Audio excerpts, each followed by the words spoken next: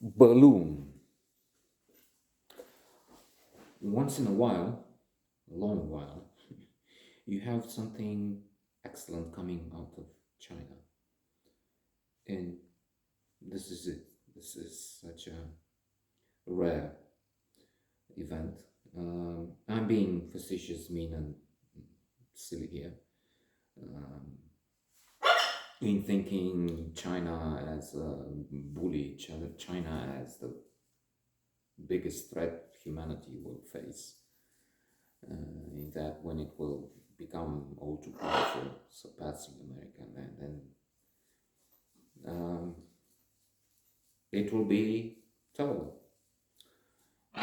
Unless, of course, they change, unless they become democratic and so on. But as it is, uh,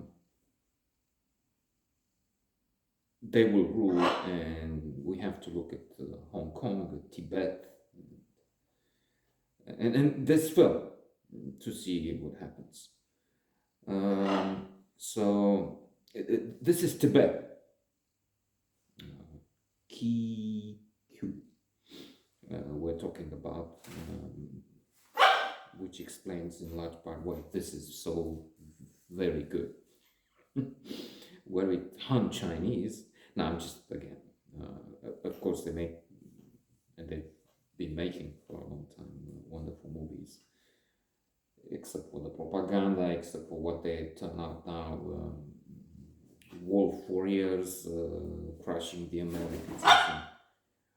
In other words, in all domains, on all levels, the culture, society, politics, they push with this narrative that China has been mistreated.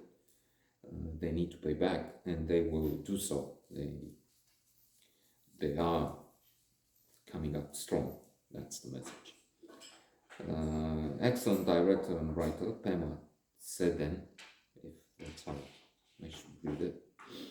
We have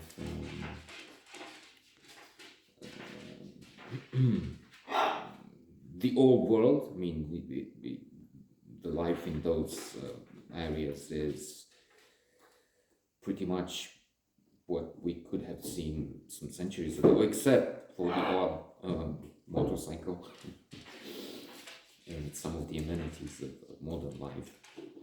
And indeed, there's, as they presented here in the note associated with the movie, conflicting nature, spirituality, politics, and free will, modernity, and tradition, and so on.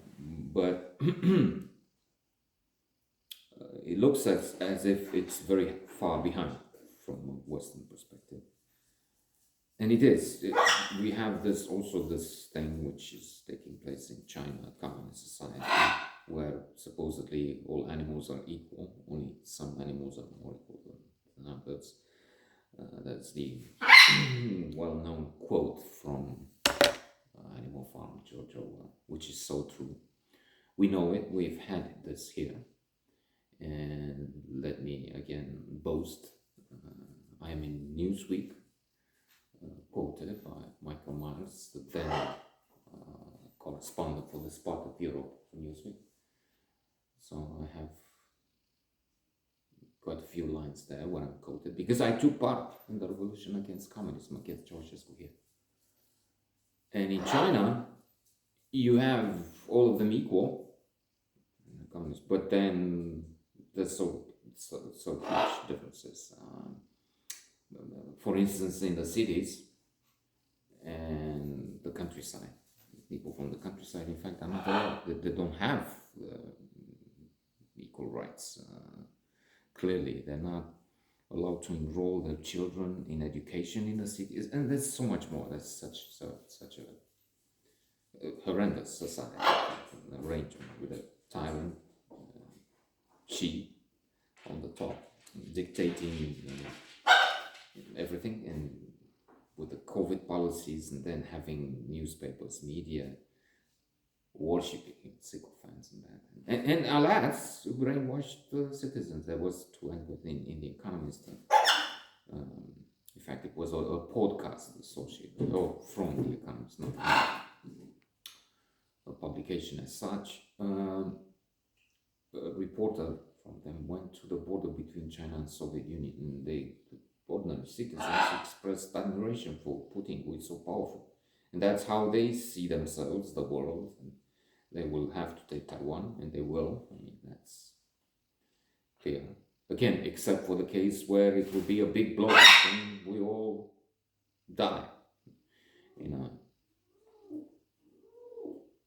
in an apocalyptic terminal world war. But otherwise, they are building the power. It's an island. It's so far off from America. It's so difficult to defend. So easy to blockade. And differences between Ukraine. Yes, they will have a guerrilla or something, but ruthless as the Russians are, Chinese are allies, and they learn from this. They will just bomb and starve the people, kill them, torture, and so on. That's the tyranny for you. Communism, just as bad as the Nazis, or worse. Think Stalin, and Mao, and the rest, and the millions, tens of millions they killed.